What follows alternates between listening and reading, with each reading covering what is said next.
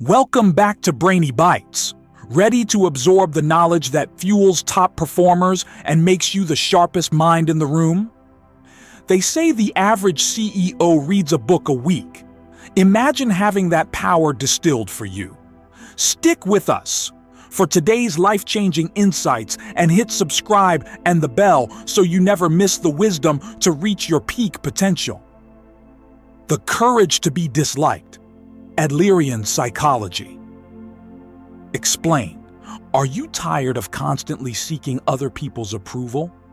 Do you feel like your past experiences or traumas dictate your present unhappiness?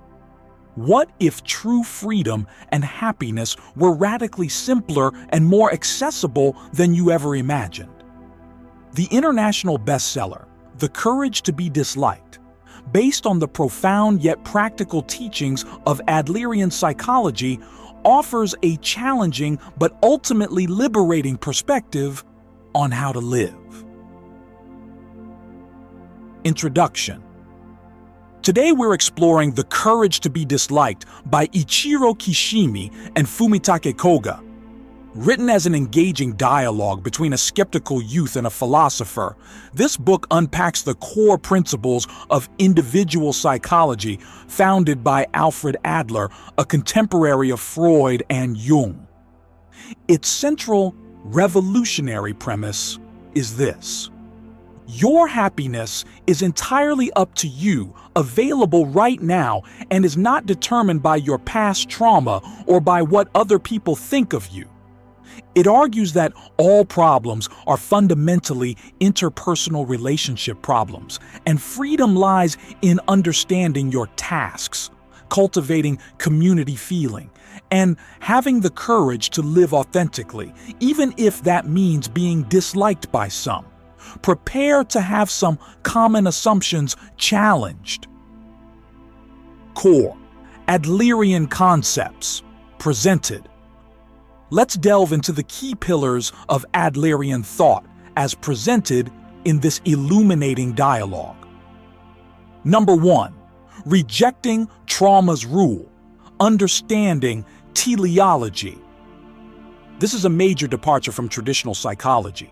Adlerian psychology largely denies etiology, the idea that past causes, like trauma, rigidly determine our present behavior and feelings. Instead, it embraces teleology, the idea that we are not pushed by the past, but pulled by the goals and purposes we set for ourselves in the present, based on our interpretation of past events. So, according to Adler, trauma itself doesn't cause your current state. Rather, you choose a goal or lifestyle in the present, perhaps unconsciously, based on the meaning you give to past experiences. For example, someone isn't withdrawn because of past bullying, etiology, but perhaps they choose the goal of not getting hurt again and adopt a withdrawn lifestyle to achieve that goal, teleology. This perspective is empowering because it means you can choose a different goal and lifestyle right now, regardless of the past. The mindset shift here is to stop looking for causes in the past and start examining your present goals and purposes. Number 2. All problems are interpersonal relationship problems. This is another radical Adlerian assertion. The philosopher argues that all human worries and suffering at their root stem from our interactions and comparisons with other people. Feelings of inferiority, competition, seeking recognition, fear of judgment, even loneliness, these only arise within the context of relationships. If you were truly alone in the universe, these problems wouldn't exist. Recognizing this helps simplify things. It means that managing your interpersonal relationships effectively is the key to resolving most of your unhappiness.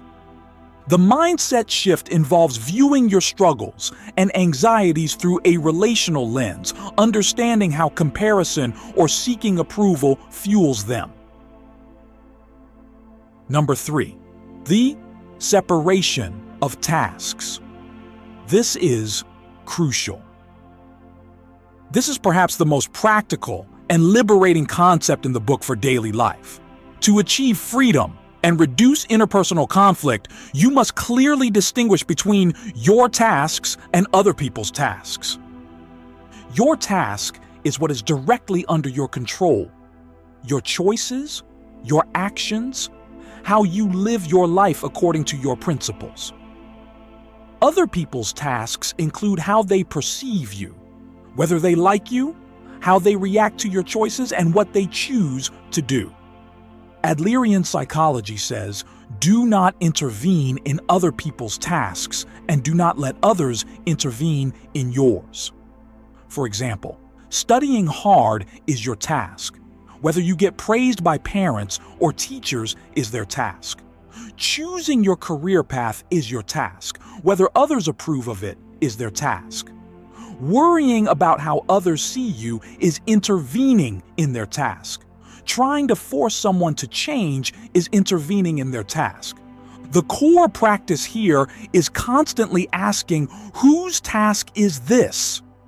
This separation grants immense freedom and is the foundation for having the courage to be disliked. Because whether someone dislikes you for your choices is ultimately their task, not yours. Number 4, finding happiness in contribution through community feeling. So, if we separate tasks and don't seek external approval, where does happiness come from? Adler proposed it comes from developing community feeling. This means seeing others not as competitors or threats, but as comrades journeying alongside you. It involves feeling connected to a larger community, from family to humanity itself, and believing you have a place within it. Within this feeling of connection, happiness arises from the subjective feeling that you are contributing value to your comrades or the community. This contribution doesn't have to be grand. Even small acts or just being present in a positive way counts, as long as you feel you are contributing. Happiness, therefore, is the feeling of contribution. The mindset shift is moving from a self-centered focus on what can I get or how do people see me to an other-centered focus on how can I contribute. Number 5, the courage to be normal and live here and now. Adlerian psychology encourages rejecting the pursuit of superiority or the need to be special. Comparing yourself to others leads to suffering. Instead, cultivate the courage to be normal, to accept yourself, flaws and all, without needing external validation or special status. Furthermore, freedom comes from focusing intensely on the here and now. Don't live in the past, regrets, causes, or the future, anxieties, what ifs. Life isn't a line leading to a destination. It's a series of moments or dots. Live each moment earnestly, completing the tasks right in front of you. If you dance fully in this moment, your life as a whole becomes a dance. The practice involves radical self-acceptance. Distinct from positive self-esteem, it's just acknowledging reality, and disciplined focus on present tasks and experiences. Real-world application, living with courage and freedom. How can you integrate these Adlerian principles as presented in The Courage to be Disliked? Number 1, adopt teleological thinking. When facing challenges, ask, what is my current goal? Rather than, what past event caused this? Choose empowering present purposes. Number 2, practice separating tasks daily. In relationships and conflicts, consciously ask, whose task is this? Focus only on your own tasks and grant others the freedom of theirs. Let go of seeking approval. Number 3, focus on contribution.